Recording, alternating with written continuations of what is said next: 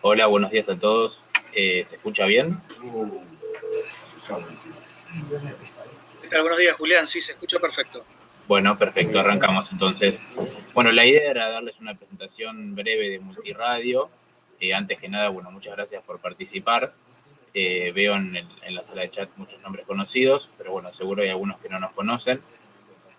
Multiradio es una empresa que tiene 40 años, que es de capitales 100% argentinos.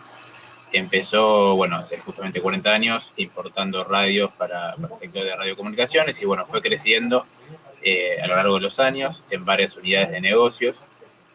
Entre ellas, bueno, se sigue con lo que es radiocomunicaciones, telecomunicaciones, tanto venta de productos como ingeniería y obras para las operadoras. Por otro lado, somos distribuidores de Samsung en lo que es telefonía celular, tablets, accesorios y bueno, algunos otros productos.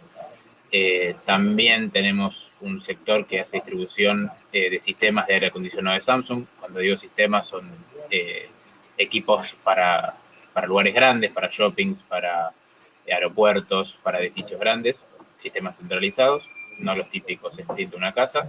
Y bueno, hace unos 2 años y medio, empezamos con lo que es solar fotovoltaica, de la mano de Jinko, primero importando paneles y armando bueno, una red de distribución, después fuimos sumando otros productos.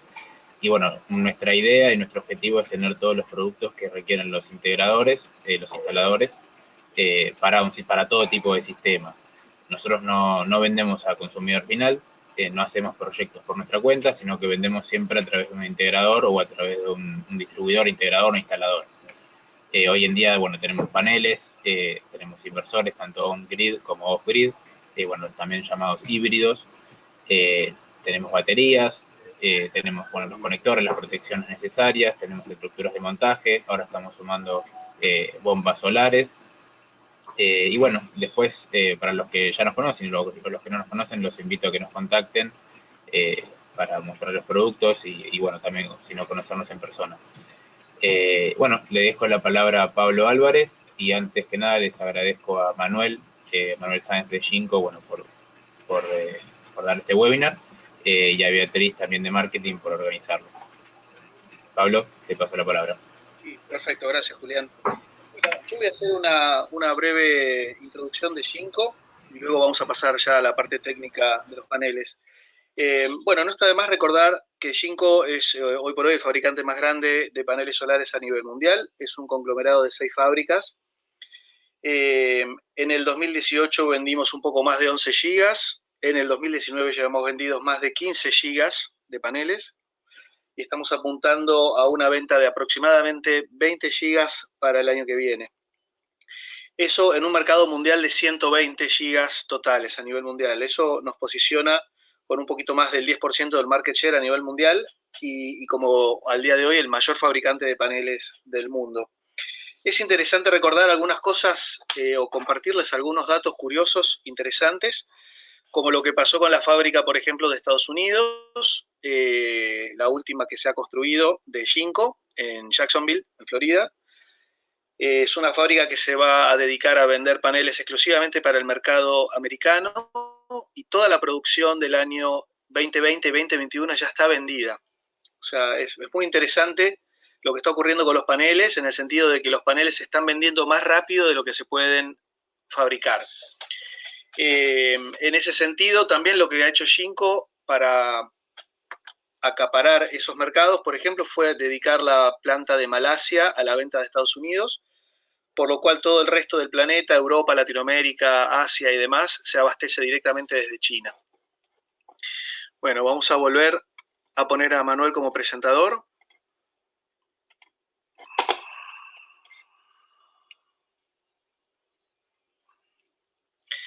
Bien, adicionalmente a eso, yo quiero comentar lo que está ocurriendo también en Argentina con el mercado de generación distribuida.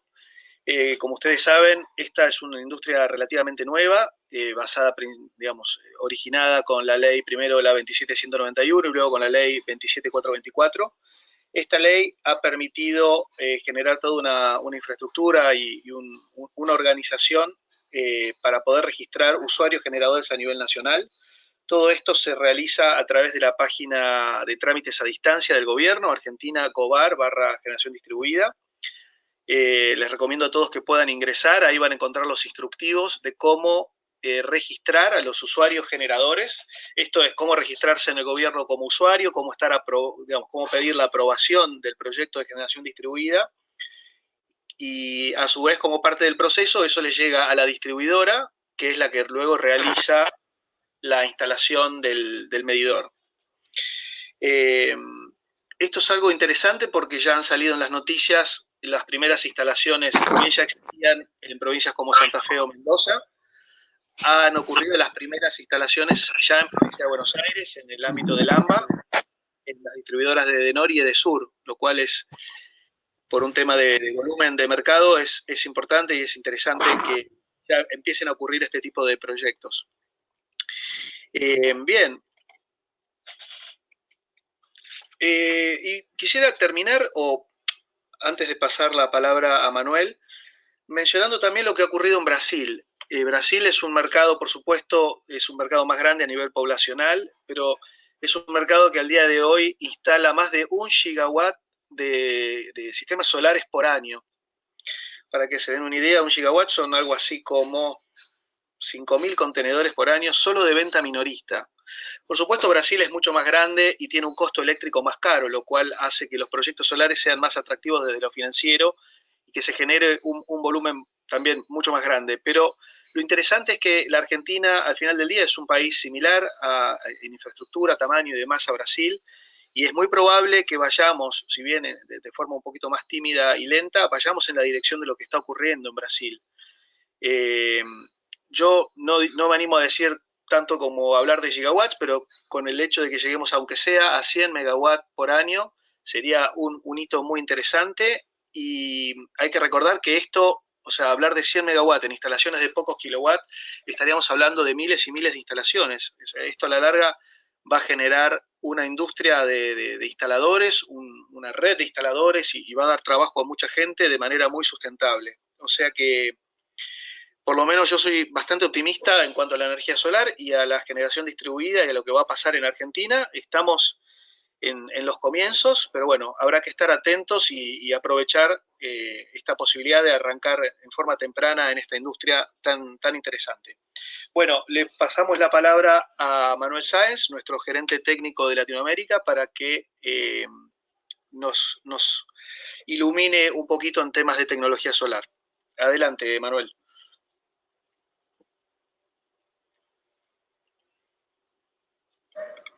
Gracias, Pablo. Muy buenos días a todos. Muchas gracias por estar aquí, tomarse el tiempo el día de hoy. Vamos el día de hoy a tratar estos temas sobre cómo ha ido evolucionando el módulo fotovoltaico. Esto atravesado también a los productos que tenemos para ofrecerles de ahora en adelante. Hablar un poco sobre la calidad del módulo, que es un tema de mucha relevancia, hablando de que estamos planeando proyectos que deben estar ahí 20, 25 años en funcionamiento. Y después algunos temas interesantes que hemos visto sobre buenas prácticas y de operación y mantenimiento y buenas prácticas de instalación para conservar la calidad del módulo hasta que queda montado y después durante su vida útil. Mantener la producción es un esfuerzo, el módulo es un esfuerzo de todos. Bueno, también quisiera comentar, si alguien tiene alguna pregunta o una duda sobre lo que se va conversando, por favor pónganlo directamente en el chat a su derecha y nosotros iremos contestando en la medida que se pueda, y si no, al final, junto con Pablo, vamos a responder las preguntas restantes.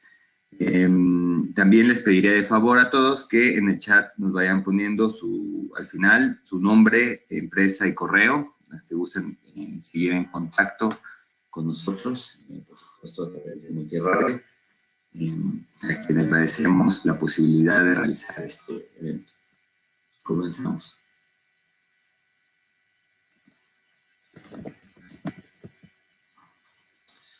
Bueno, el módulo hasta 2015-2016 había sido prácticamente policristalino. La industria, inclusive nosotros teníamos el 80% de nuestra capacidad de producción enfocada a módulos policristalinos. Esto pues porque al final fabricar monocristalino era más costoso y la diferencia de potencia entre el poli y el mono no justificaba el incremento de precio. Hoy en día, en 2016, ya tenemos módulos monocristalinos PERC, y la tecnología PERC ayudó a que la potencia del módulo saltara 30 watts en menos de un año, cosa que antes no era común. Antes los módulos cada 6 meses iban subiendo 5 watts, más o menos, 5, máximo 10 watts. Y PERC fue una tecnología disruptiva que nos ayudó a brincar hasta 38, agregándole 2 puntos de eficiencia, 2 puntos porcentuales de eficiencia a los módulos. Y entonces las líneas de producción en 2018 ya estaban balanceadas más o menos 50% monoPERC, 50% poli, y hoy en día prácticamente todo es monoPERC, lo que nos ha ayudado a tener precios mucho más competitivos. Aún sigue siendo una tecnología hablando de CAPEX más costosa, pero al final estamos hablando de producir energía limpia a menor costo, y con la tecnología monoPERC esto se logra porque puede uno instalar en la mayoría de los casos un módulo más costoso, pero con la reducción de costos de balance del sistema se logra obtener electricidad de menor costo. Después, en 2017, surgieron tecnologías como media celda y celda extendida, que vamos a ver hoy a detalle. En 2019 ya tenemos módulos bifaciales que permiten capturar luz por la parte posterior. ¿Y qué viene? Pues módulos de mayor potencia. Por ahora, la celda no ha tenido mayores mejoras después del PERC. Nada disruptivo como se dio en aquel momento, pero estamos jugando con el tamaño de la celda y la distribución eléctrica en todo el módulo para seguir aumentando la potencia sin sacrificar eficiencia. Entonces, vamos a estar hablando ya a finales del año que entra de módulos de 450 a 460 watts.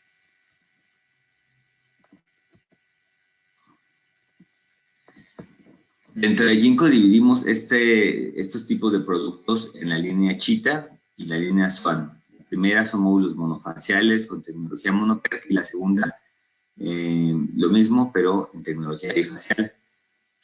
Escucharán ahora siempre módulos de full cell y half cell, o celda completa y media celda. Ahora vamos a ver las diferencias. Módulos con encapsulante convencional, vidrio y backsheet por la parte posterior, y módulos con doble vidrio, que al final lo que ayuda es que el módulo queda mejor encapsulado con el doble vidrio y la garantía se puede extender a 30 años. Sin embargo, tiene sus limitantes a la hora de montar, porque es un módulo más o menos 7 kilos más pesado, entonces en ciertas cubiertas industriales puede ser una limitante. También la estructura para montarlo en piso es más costosa y la manipulación en campo debe ser más lenta. Entonces, solamente tengamos un proyecto en el que la degradación anual y la garantía tengan un peso particularmente favorable, será viable. De otro modo, pues con los módulos convencionales tienen una garantía de 25 años y pues la maniobrabilidad y costos de montaje que todos conocemos. En el caso de los bifaciales también hay las dos modalidades. Doble vidrio, que es el promedio el estándar de la industria, en el que se coloca el vidrio por la parte posterior para darle transparencia al módulo y poder absorber luz por la parte posterior. Esto, pues precisamente en general trae el problema de tener este módulo muy pesado. Entonces, en Ginkgo tenemos una alternativa exclusiva en el que sustituimos este vídeo posterior por un backsheet transparente. Este backsheet transparente nos permite absorber la luz por la parte posterior y conservar la garantía de 30 años porque hacemos una mejora en el encapsulante del módulo que ya mencionaremos. Bueno, entonces, las dos tecnologías básicas son el PERC y Large Cell, para lograr estas potencias ya cercanas a 400 watts con eficiencia del 20%. Importante mencionar la eficiencia porque hay módulos que llegan a 400 y superan esta potencia, pero no conservan la eficiencia. Entonces, crece el módulo a veces, no sé, 5 centímetros de ancho, 10 centímetros de largo, y esto en ciertas instalaciones provoca que tengamos un sobrecosto de estructura significativo.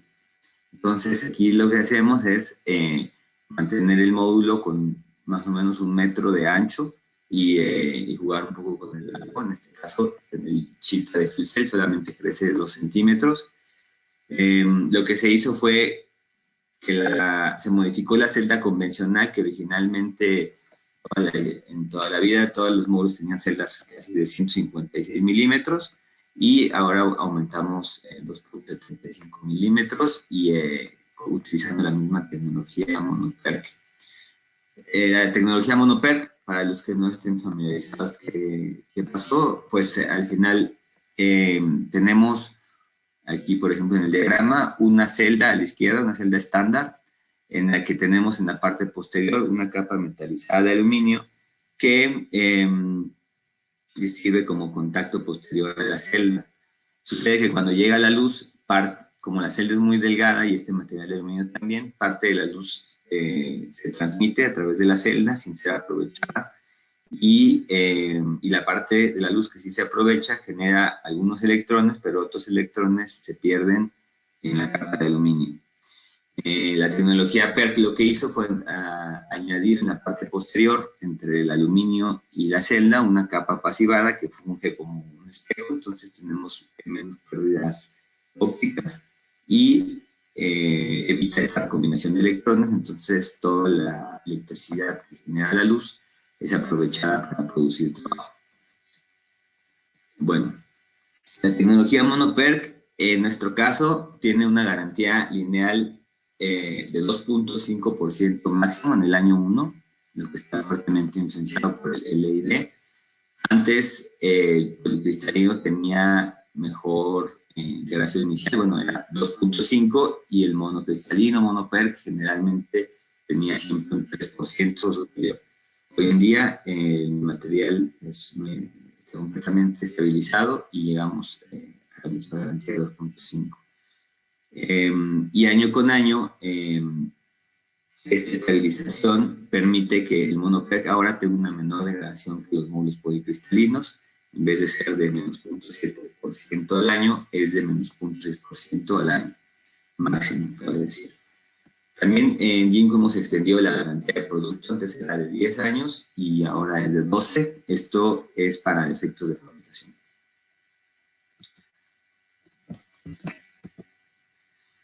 Bueno, este mismo módulo, Chita con PERC y Large Cell, se puede combinar con tecnología de media celda. La tecnología de media celda provee varios beneficios. Primero es la reducción de las pérdidas térmicas del módulo. El módulo tiene un coeficiente de temperatura que representa el porcentaje de pérdida de potencia por cada grado centígrado de la celda por encima de 25 grados centígrados.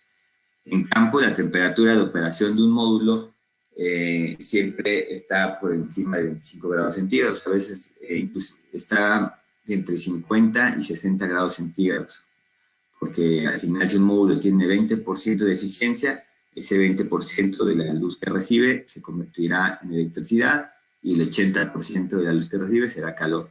Entonces, mientras más cercano a cero tenga el módulo el coeficiente de temperatura, menos va a ser la pérdida de potencia del módulo.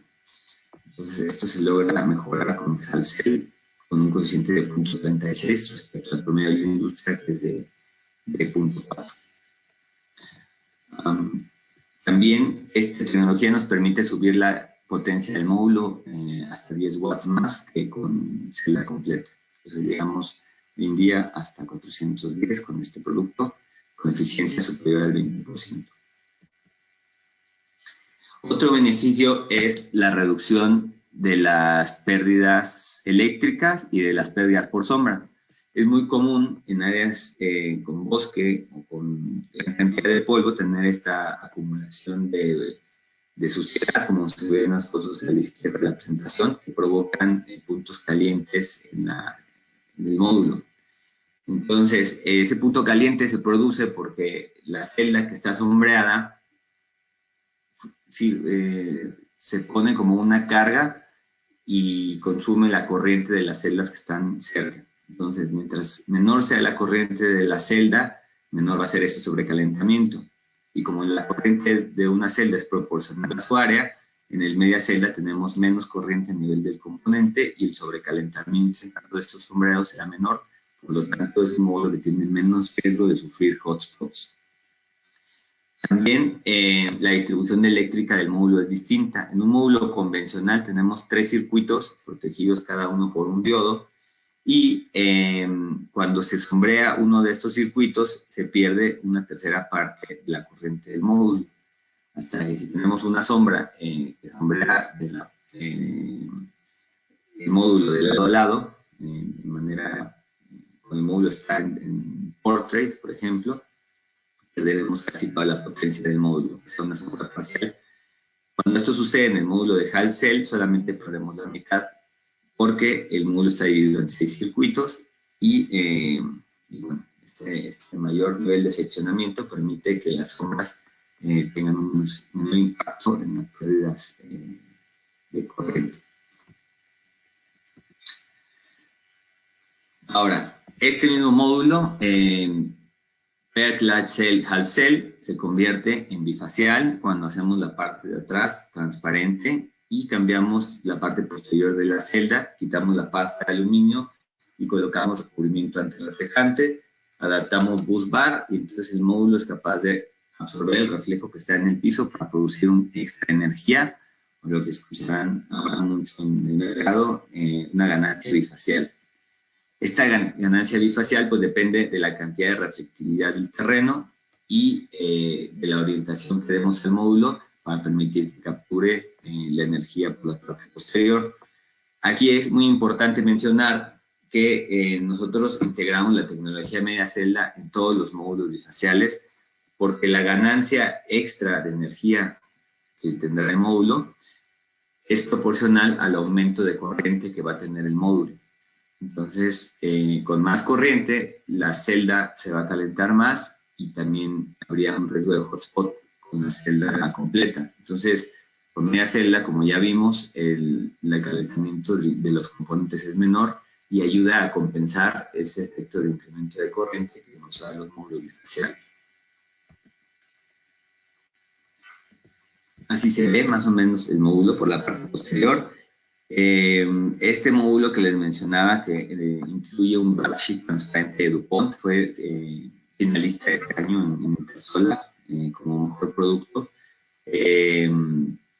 Ganamos el premio porque al final, como les decía, conservar la maniobrabilidad del módulo convencional en peso, tamaño, forma de fijación, pero el módulo bifacial es algo completamente innovador porque nos evita costos extra de estructura y de montaje. El módulo alcanza también potencias superiores a 400 watts. Hoy en día máximo estamos en 405. Conserva el coeficiente de temperatura de menos 0.36 del Half Cell.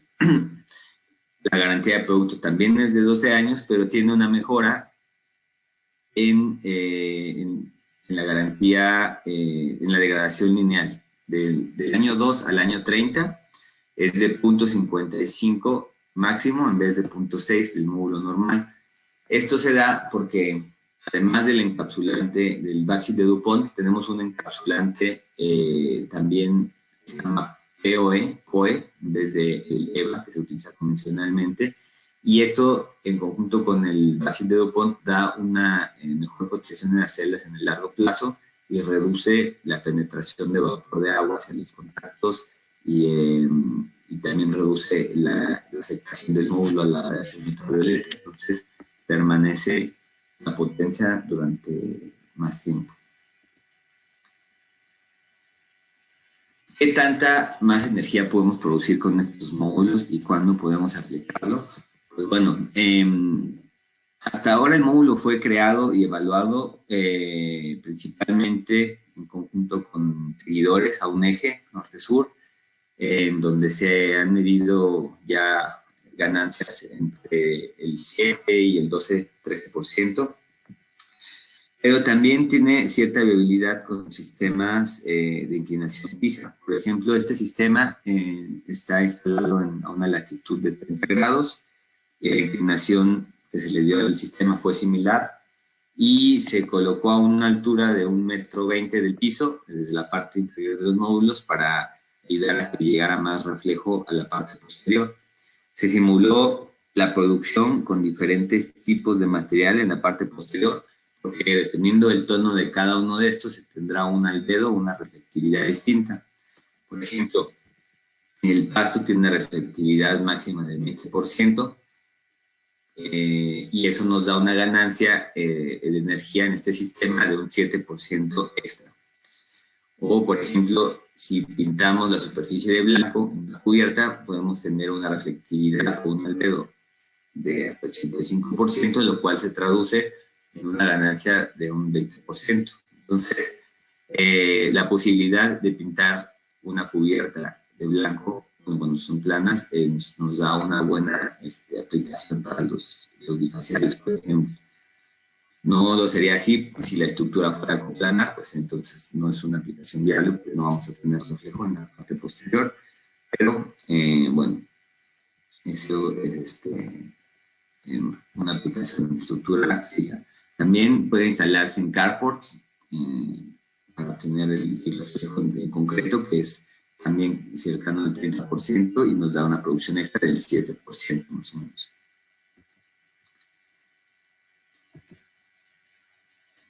Bueno, esta es la cartera de productos, hasta donde va la tecnología monocristalina ahora.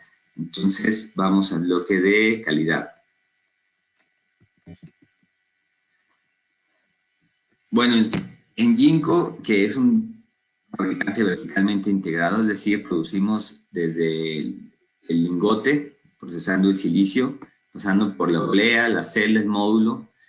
Bueno, eso nos da un gran nivel de control de calidad, pero buscamos no llegar hasta ahí y llevar los servicios más allá de la fabricación de módulos, proveyendo un acompañamiento para el suministro, para el cual tenemos también, por ejemplo, un gerente de logística para Latinoamérica. Entonces, no hay que tratar directamente con China para esto, lo cual pues suele ser una ventaja por las diferencias de horario y culturales también en algunas ocasiones. Y tenemos un acompañamiento de servicio pre- y postventa, servicio técnico, ayudando a la selección de productos, supervisando también algunos temas de ingeniería con la selección de la estructura, y en postventa dando capacitaciones también a los equipos de manipulación, de logística y de montaje, para verificar que la calidad del módulo se conserva hasta que queda instalado. Es parte de los temas que revisaremos el día de hoy aquí en la presentación. Entonces, eso es en calidad de servicio, pero a nivel del módulo podemos entrar un poco más a detalle en los materiales que lo componen. Tenemos las celdas unidas por los bus bar, que están protegidas por dos encapsulantes, arriba y abajo. Tenemos el vidrio, que debe ser un vidrio de semi-templado, con bajo contenido de metales para que no se ponga amarillo con el paso del tiempo. Esto sucede con el efecto de la radiación ultravioleta. Y tenemos el backsheet. El backsheet está compuesto por 3 capas de polímeros. Generalmente la del medio suele ser PET, es pues, el mismo plástico que se ocupa comúnmente en las botellas, pero cuando este PET se ocupa también en la capa externa, la durabilidad del backsheet suele ser menor que la que sucedería con el Tedlar de DuPont, que es el que utilizamos nosotros.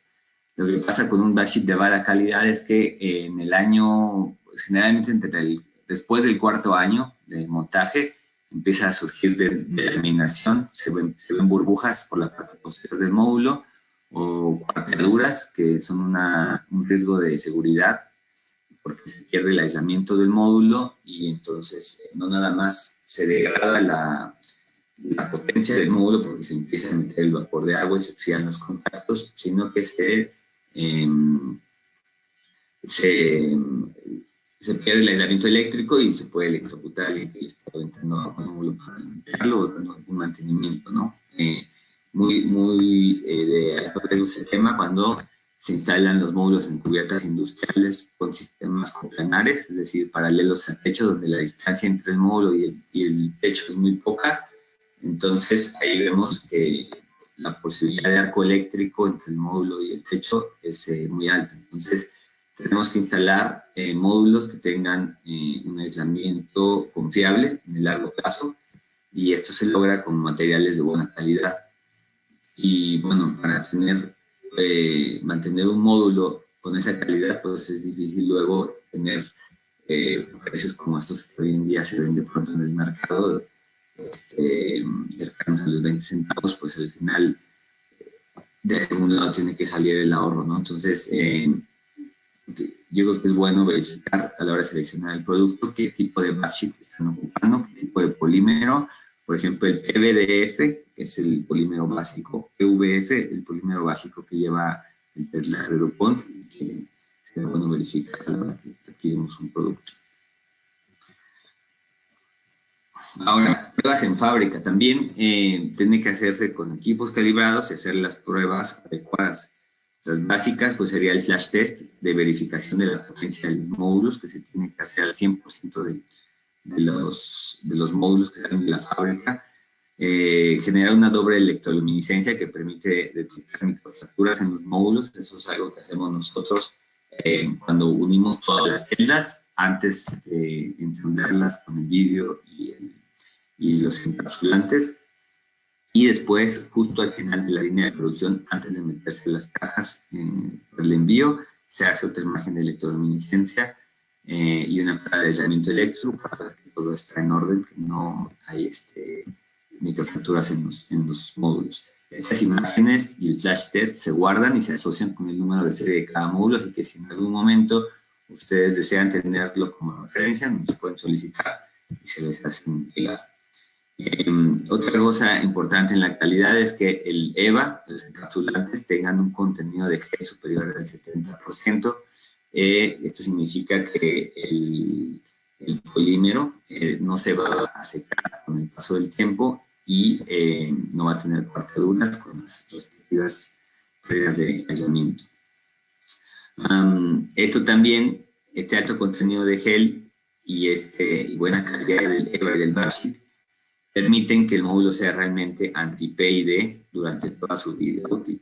PID es degradación inducida por potencial que en 2012 se detectó en la industria fotovoltaica y llevaba a degradaciones de 10, 15% en los módulos, que nadie sabía lo que sucedía, y era un problema de aislamiento. La energía se escapaba desde la celda a través del marco hacia la Tierra y provocaba esta degradación permanente de la misma, de la celda. Entonces, hoy en día los módulos son resistentes a PID, contienen un buen encapsulante, pero este encapsulante debe soportar las condiciones ambiente en el largo plazo para que ese efecto anti-PID se mantenga, ¿no?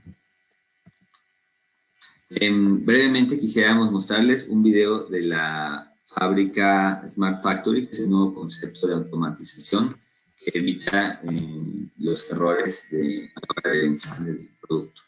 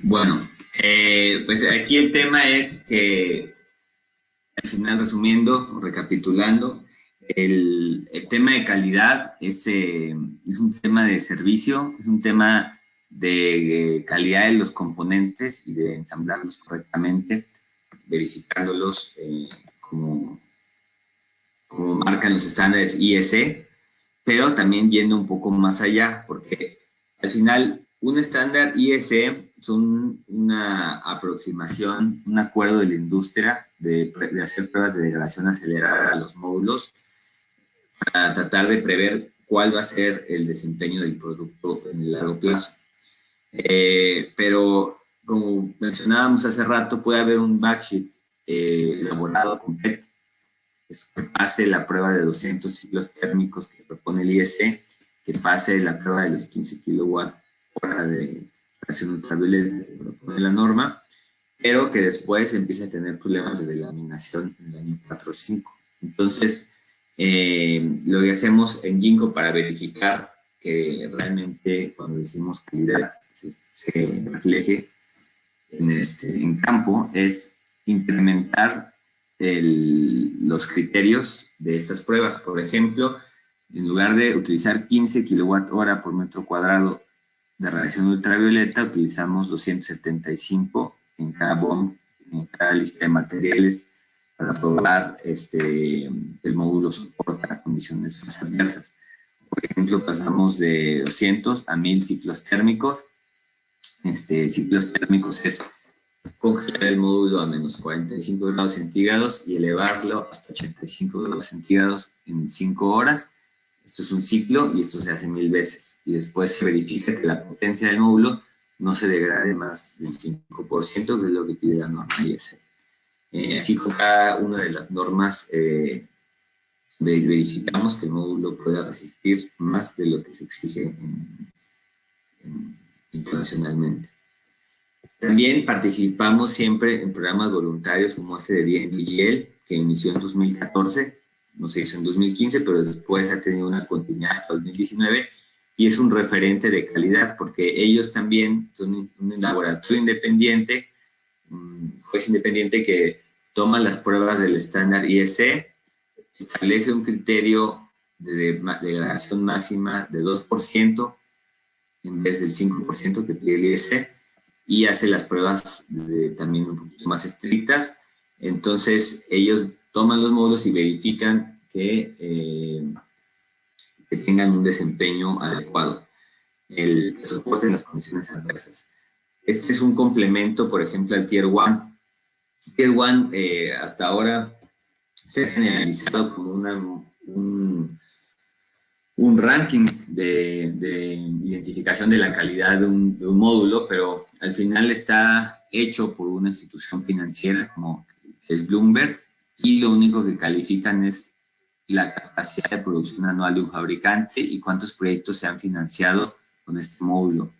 Pero no determina técnicamente si el módulo soporta, no hace ninguna prueba sobre los productos, como si hace DNVGL, y tampoco hacen un análisis de estabilidad financiera del fabricante, que para eso ya hay, por ejemplo, un reporte de PBTech, que salió recientemente, en el que, por ejemplo, Ginkgo ha sido calificado con una calidad de crédito AA en los últimos 4 años, y eso sí habla de la estabilidad financiera y de la confiabilidad de la empresa para estar ahí en caso de un incidente de garantía en un futuro.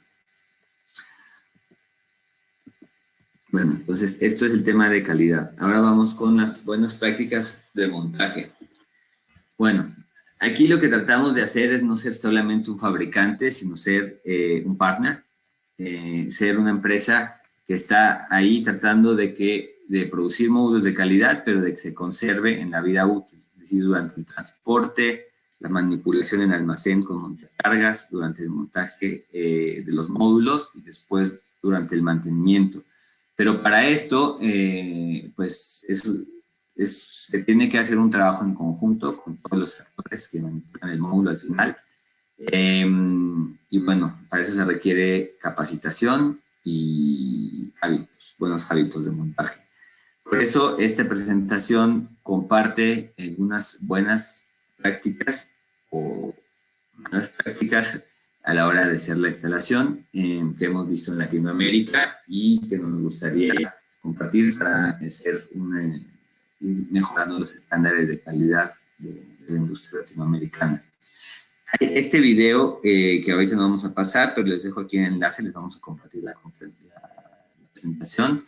Está elaborado por este laboratorio NREL en Estados Unidos, en el que una persona pasa caminando encima de un módulo que está iluminado con electroluminiscencia, la imagen que se ve a la derecha. El vidrio no se rompe, pero se van generando microfracturas, que son estas áreas negras que se ven en la presentación, en las celdas. Estas áreas son áreas improductivas que eventualmente se calientan y dependiendo de la forma del daño pueden producirse hotspots.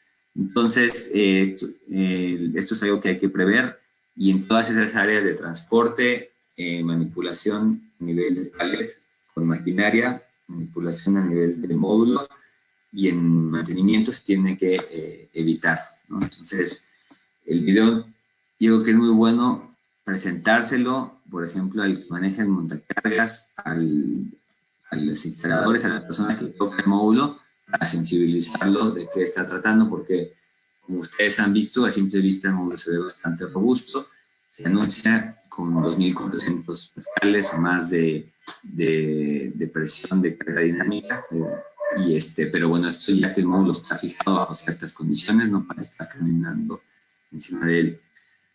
Desde la ingeniería, por ejemplo, podemos prever pasillos de mantenimiento para evitar que el esfuerzo de un año de tener un sistema instalado, o bueno, de unos meses o un año para tener un sistema instalado, se convierta en una pesadilla los siguientes 24 que va a estar el sistema ahí. Porque, por ejemplo, aquí vemos una persona caminando sobre un módulo y se ve cómo la pizarra dejó microfracturas en la celda.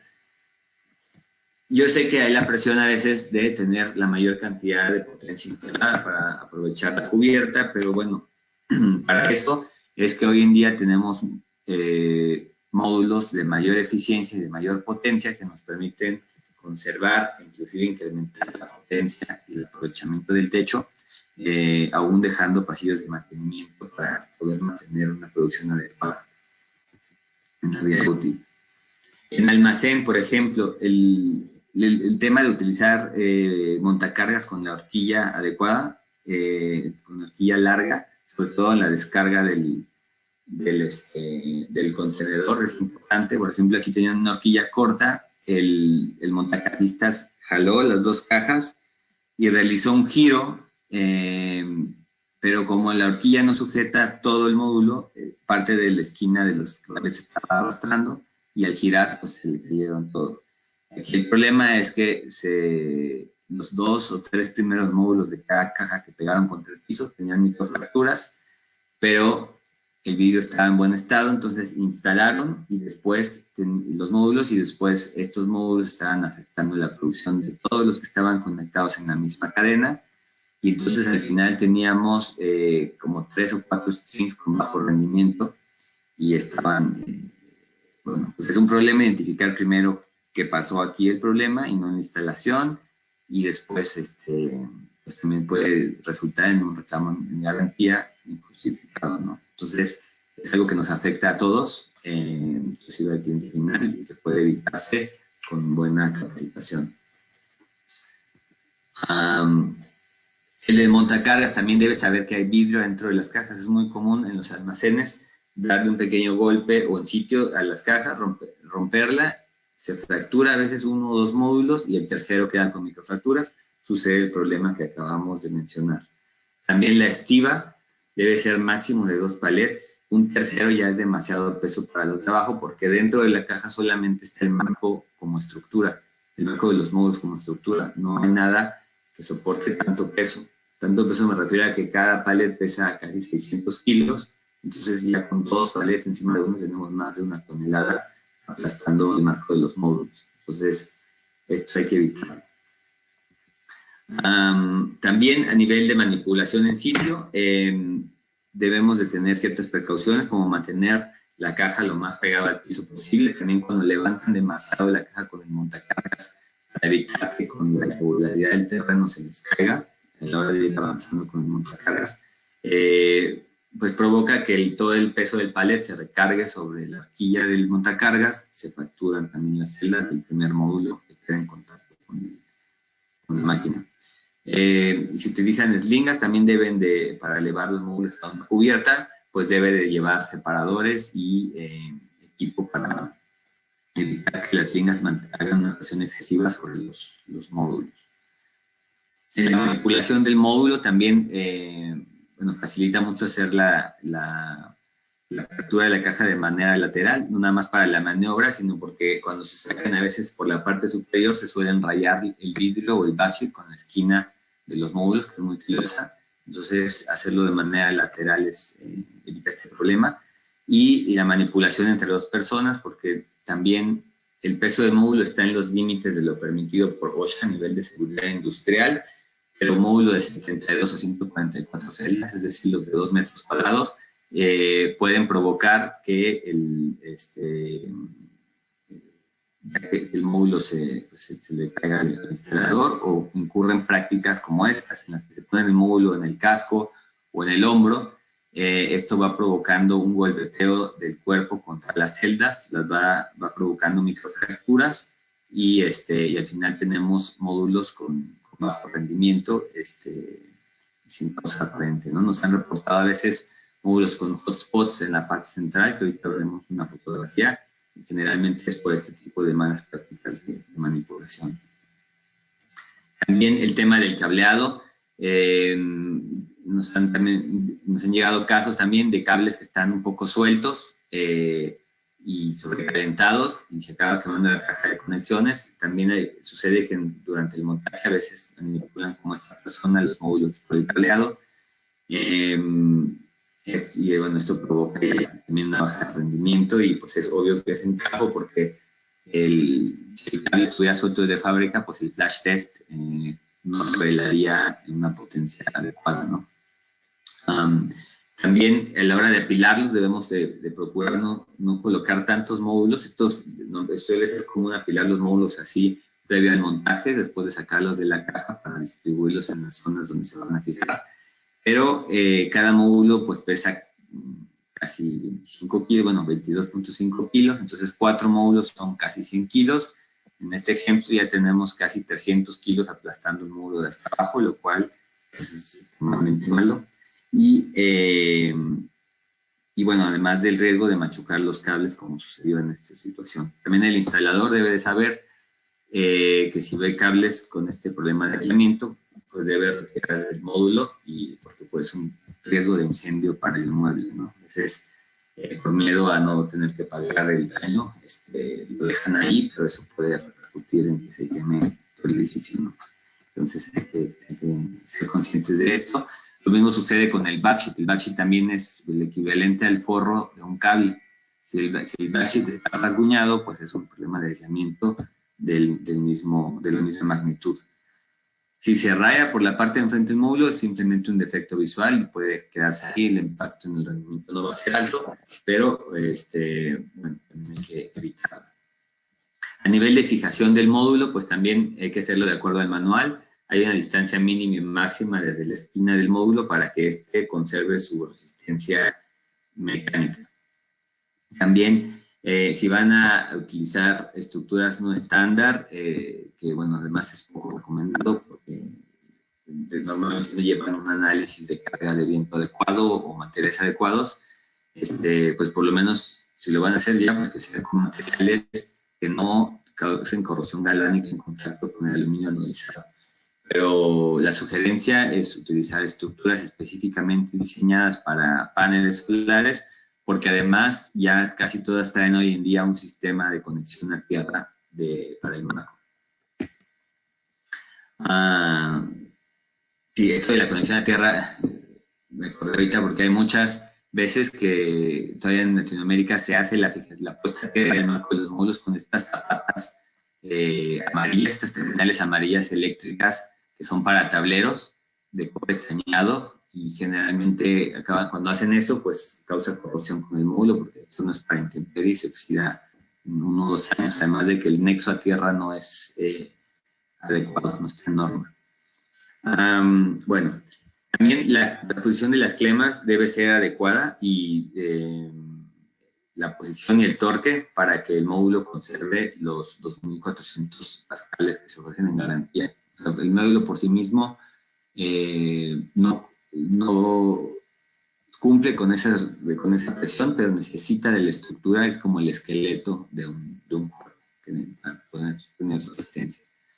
El cableado también tiene cosas interesantes, por ejemplo, los conectores son IP67, pero IP67 significa que un producto puede resistir bajo el agua 1 hora sin que entre el agua. Esa es la prueba que les hacen. Pero si el conector se queda en lugares donde se estanca el agua, en el paso de los días y con el paso del tiempo, el agua pasa por ósmosis, oxida los contactos y eventualmente causa un sobrecalentamiento y una quemadura del conector. Entonces, esto hay que cuidarlo, atando los conectores al módulo o al marco de la estructura con material que dure también, porque hay estos cinchos de negros que dicen ser con protección UV, pero también la durabilidad de esto es muy poca, bueno, muy poca en comparación con los 25 años que debe durar la instalación. Entonces, a veces se rompen y hay que estarlos cambiando, también son un paso extra en mantenimiento. Hay unos clips especiales para los módulos, para atar los cables que duran lo mismo que la vida útil del módulo. Otra cosa es los conectores. Cuando los conectan, tienen que hacer clic, tienen que verificar que está bien hecho el ensamble, porque también ha habido muchos casos de conectores quemados que no se unieron correctamente por las prisas de conectar el sistema. Para eso vamos a ver ahorita el uso de la cámara técnica. Bueno, dos herramientas importantes a nivel del mantenimiento son el medidor de curvas IB y la cámara térmica. Con el medidor de curvas IB podemos completar las pruebas eléctricas solicitadas en la norma IS 62446, que compila los procedimientos para puesta en marcha de un sistema fotovoltaico y cómo documentarlos. Es una lectura muy, muy recomendada. En particular, el capítulo 6 habla de las cosas que conciernen al módulo. Hay algunas cosas como las pruebas de circuito abierto y de cadena que pueden hacerse con un multímetro convencional, las pruebas de polaridad, pero hay cosas que solamente pueden hacerse mediante un medidor de aislamiento o un medidor de curvas IB, como este. ¿Por qué? Porque el voltaje, cuando lo medimos con un multímetro, no considera la radiación y la temperatura, que como sabemos afectan a los parámetros eléctricos del módulo. Y un medidor de curvas IB, además de los parámetros eléctricos, mide la temperatura ambiente, la temperatura de la celda y la radiación. Junta todos estos parámetros, nos calcula la potencia nominal del módulo y que podemos comparar contra la potencia de la ficha técnica con la respectiva degradación de acuerdo al año que lleva en el sitio. Entonces, esto nos permite tener un monitoreo de la calidad de nuestros módulos. Es importante tener en mente que la incertidumbre de estos o la incertidumbre de estos productos es alta, es como del 5% superior. Entonces, bueno, hay que considerar esto a la hora de que tomemos una medición, que además debe ser en situaciones de radiación, porque si la radiación está por debajo de 800 watts por metro cuadrado, la medición no es certera. Otro tema sobre puesta en marcha y mantenimiento es revisar siempre la continuidad de la puesta a tierra. Esto nos va a ayudar a que el módulo mantenga fuera de riesgo al inmueble, el personal de mantenimiento que le está echando agua para limpiarlos y para reducir el riesgo de daños por descargas eléctricas. Entonces, bueno, puesta a tierra puede ser con un multímetro o con algunos medidores IB, también puede hacerse la medición directamente. Esto es del marco a la tierra. Otro punto interesante, igual para seguridad de las mismas, de las personas de mantenimiento y del inmueble, es la resistencia de aislamiento. Eso es verificar que no hay fugas de corriente desde los conductores del módulo hacia tierra. También eso puede conectarse con multímetro o con un Megger o con algunos medidores de curva CD que también cumplen con esta función. Hay la norma IS 62446 que también nos dice, dependiendo del voltaje del string, cuál debe ser la resistencia mínima de aislamiento. Que en este caso casi siempre son de un megaohm para sistemas de 1000 volts, que es lo más común.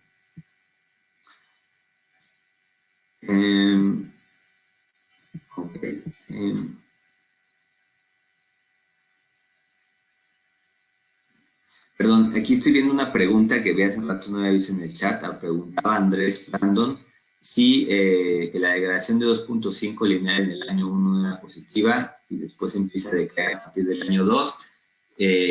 No, o sea, las degradaciones son negativas siempre, es decir, en el año 1 la degradación máxima de los módulos es de 2.5% y a partir del año 2 empieza a decaer máximo 1.6 para los monofaciales. Pequeño paréntesis ahí. Si alguien tiene preguntas también, por favor, empiecen a colocarlas en el chat para irlas retomando.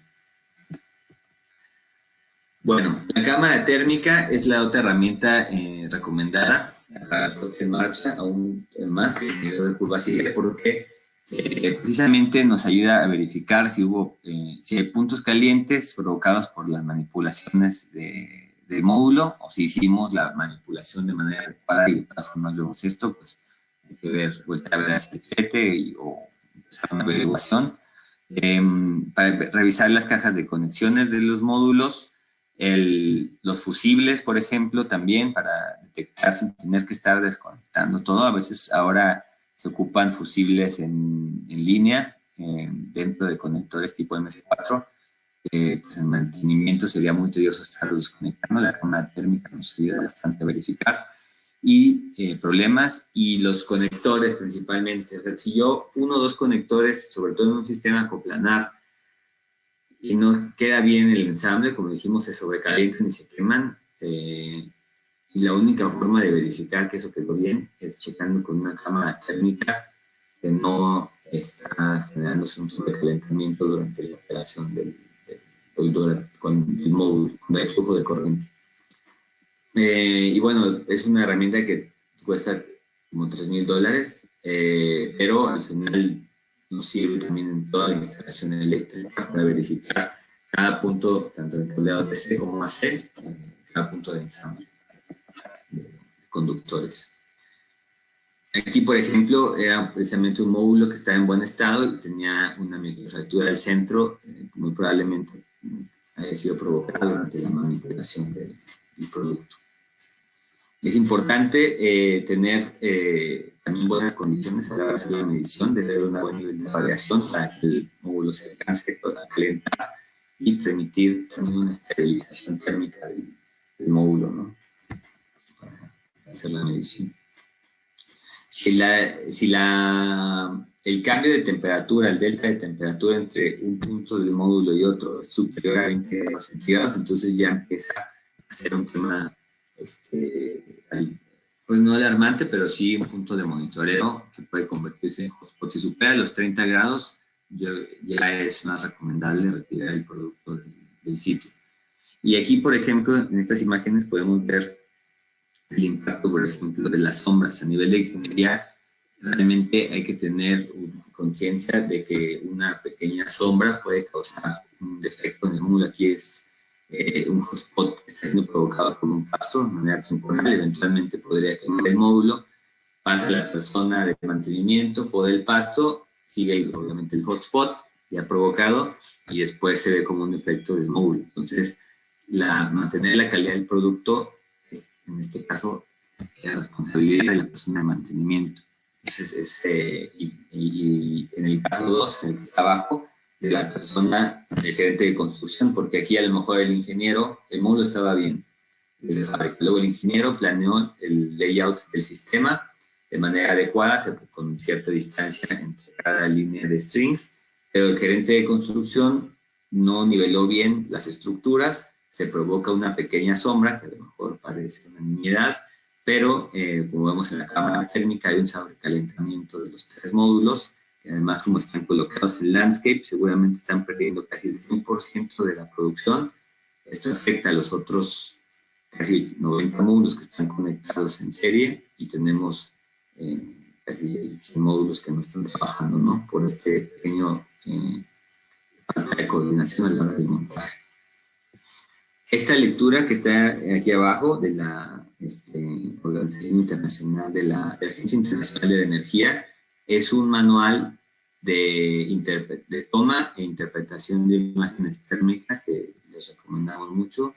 Es público, pero también lo tenemos por ahí, se los podemos hacer llegar si gustan.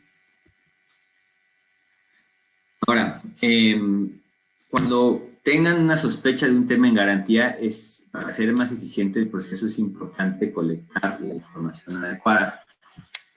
Hay un formato de garantía que nos proporcionan generalmente el número de serie del producto, reportan las anomalías que encontraron, las pruebas que ustedes tomaron por su cuenta, contratos de cliente y demás, que es muy importante llenar. Esto en caso de que, en este caso, como todo se hace a través de multirradio y ellos tienen un control de calidad y de servicio postventa muy bueno, es recomendable que vayan directamente con ellos y ellos nos hacen saber el problema. Si después su relación de garantías con ellos ha terminado, también pueden contactarnos a nosotros para hacer un caso. Estoy hablando si en 10 años, por ejemplo, tienen un módulo, pues pueden, por supuesto, enviarnos toda esta información directamente. ¿Qué hay que anexar? Pues fotografías del módulo y con muy buena resolución, porque al final nos van a ayudar nos tienen que enseñar qué fue lo que pasó realmente, se nos mandan fotos con muy mala resolución que no son útiles. Tomar los números de serie de los productos y asociarlos con esas fotografías para saber qué producto es, porque con esta serie tenemos una trazabilidad de los materiales, tenemos una trazabilidad de las pruebas de electroluminiscencia y del flash test. Entonces es importante anotar esto.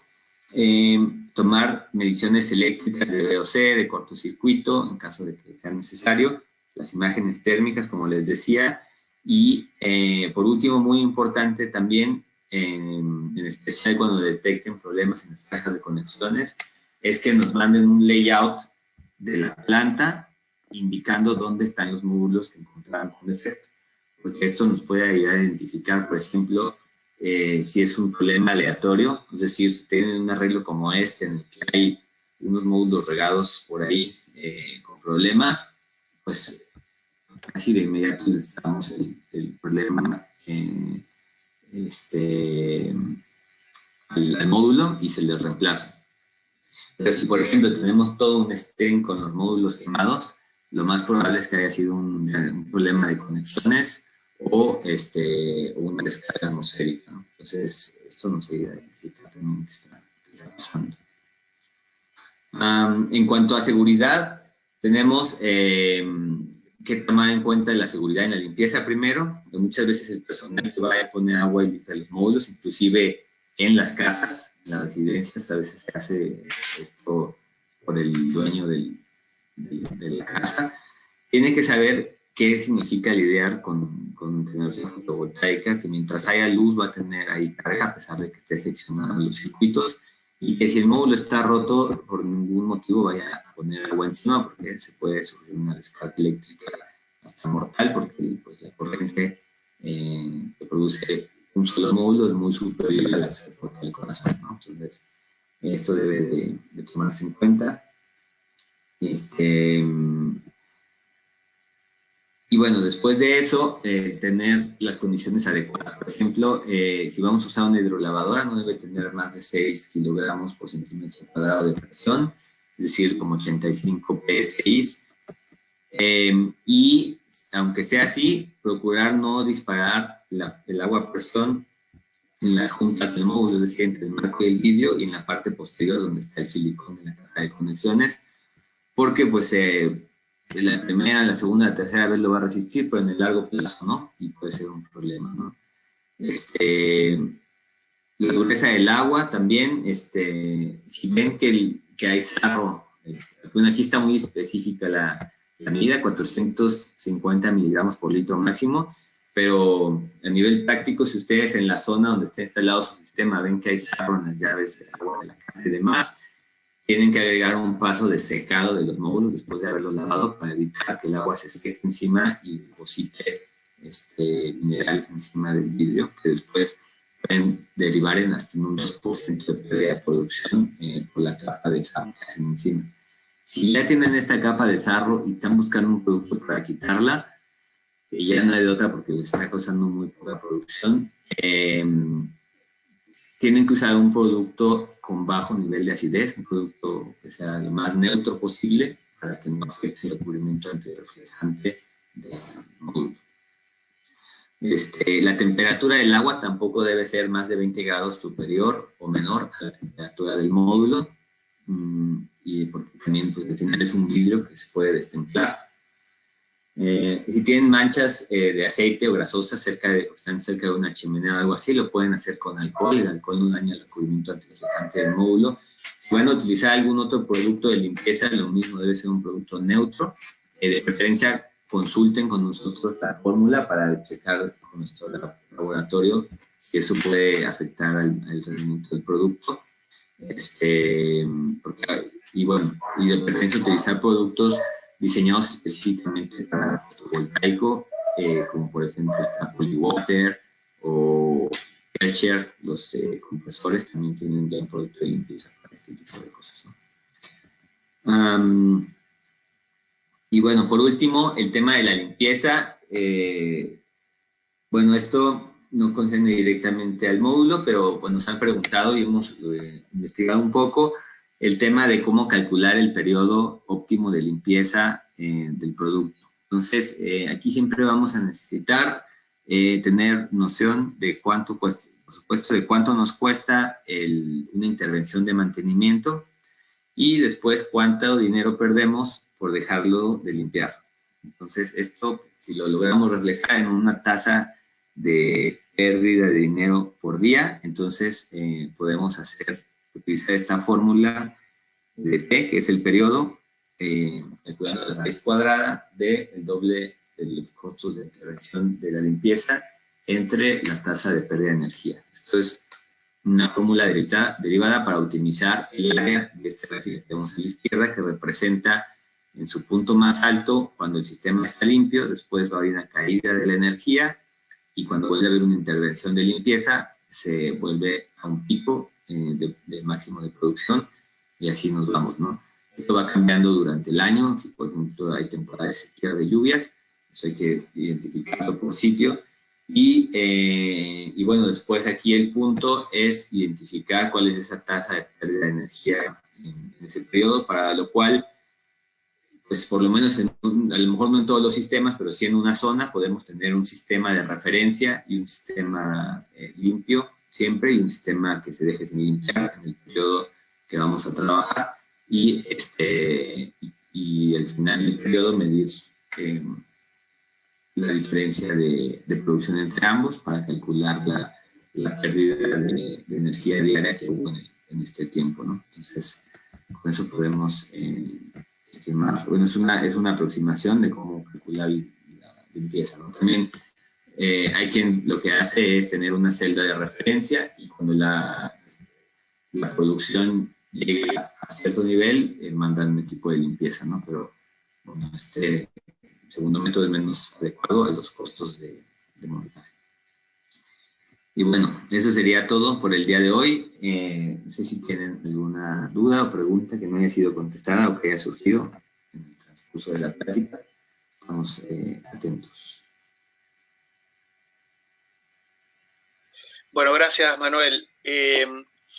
Ahí se había mencionado una pregunta acerca del tema del PID y del LID.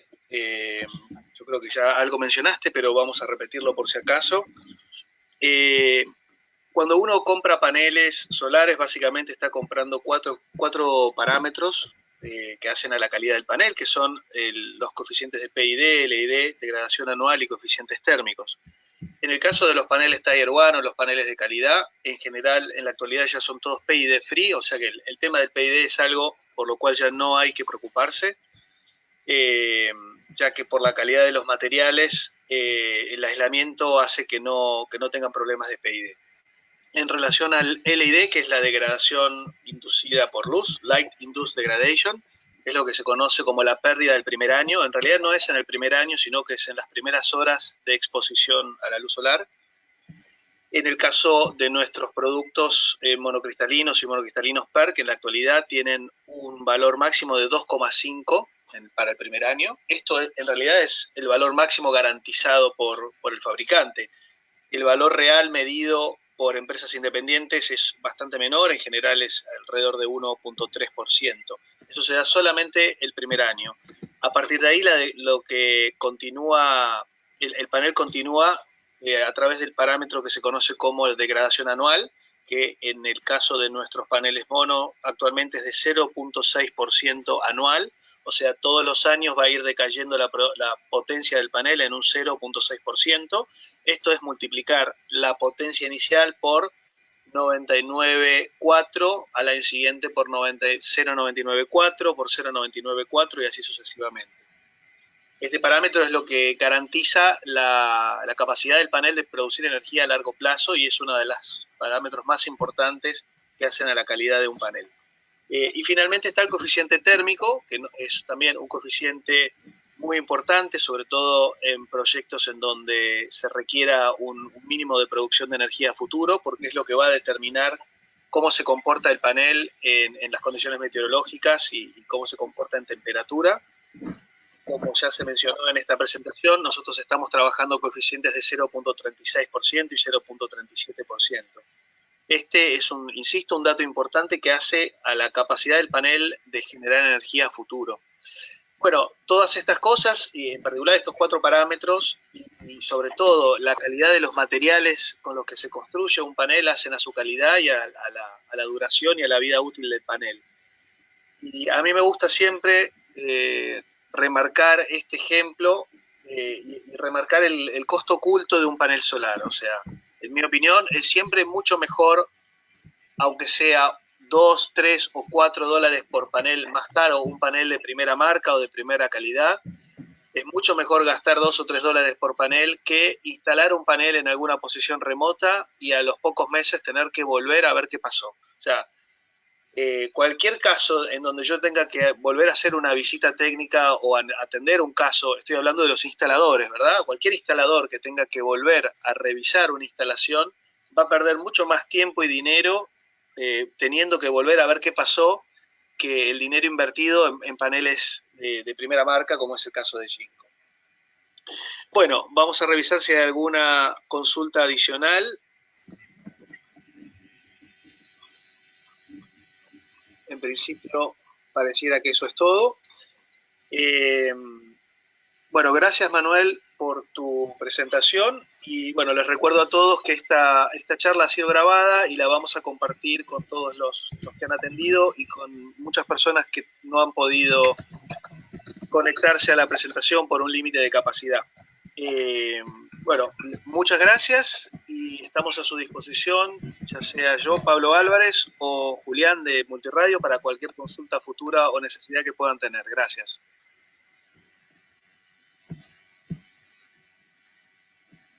Bueno, muchas gracias también a todos. Y ahí puse el correo en el chat por si hay alguna pregunta que no respondida. Gracias, Julián. Gracias, Pablo. Gracias, Julián. Gracias al equipo de Multiradio.